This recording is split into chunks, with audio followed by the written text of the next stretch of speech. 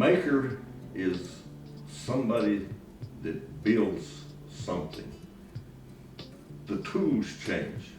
I spent a lot of time with a hammer to make something, but right now it may be a computer program that designs something for you. It may be a three-dimensional printer but somewhere in somebody's mind they have to envision that concept before their tools could produce that item. So big difference in the tools that are used, but the rest of it still comes from the human brain and the concepts that they can develop. My name is Jim Keith. I was born in Springer, New Mexico on January 18th, 1942. I turned down a full ride to New Mexico State University because I got offered a job on a ranch, and I took it. And the ranch was the Bell Ranch.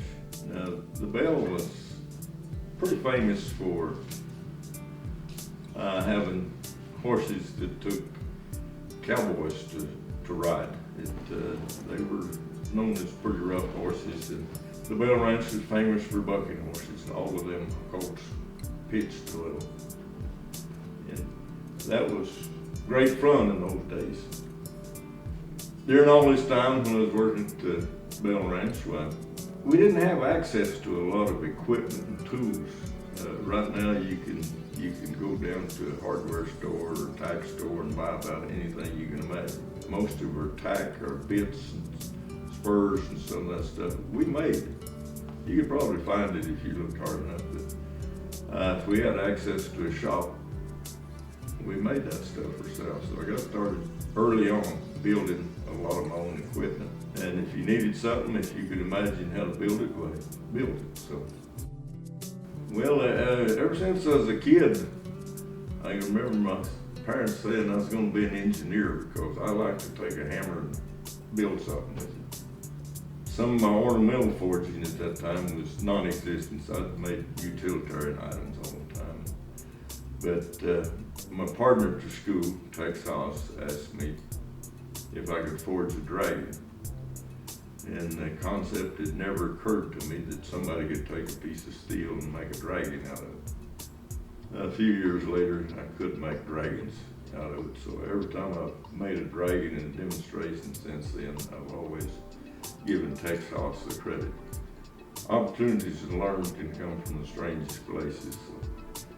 So I appreciate what he's done there. And experience is a great teacher, but sometimes it can be very slow. Once you get around somebody else that's doing some of the same things and suffering some of the same hardships you've gone through, it can open a lot of doors for you. It opens your mind up and you see potential for rapid growth. Horseshoeing is the nuts and bolts of blacksmithing. It's what brought it back. Sculptors, whatever, in most aspects now can use whatever metal working techniques they wish. If Michelangelo had a MIG welder, he'd have probably made some fantastic things with it. So, techniques on blacksmithing work is forge an anvil. The standard blacksmithing pattern anvil is what's favored most now. The forges, they burn coke. That's extremely hot. Temperatures of close to 6,000 degrees can be reached in there. A lot of like in my shop, an industrial shop down here where we're manufacturing, we use propane or gas-fired forging furnaces. And simply because they might oxidize a piece of steel, but they wouldn't burn it up. If I'm forging an art piece, probably the hardest part of that thing is coming up with a concept.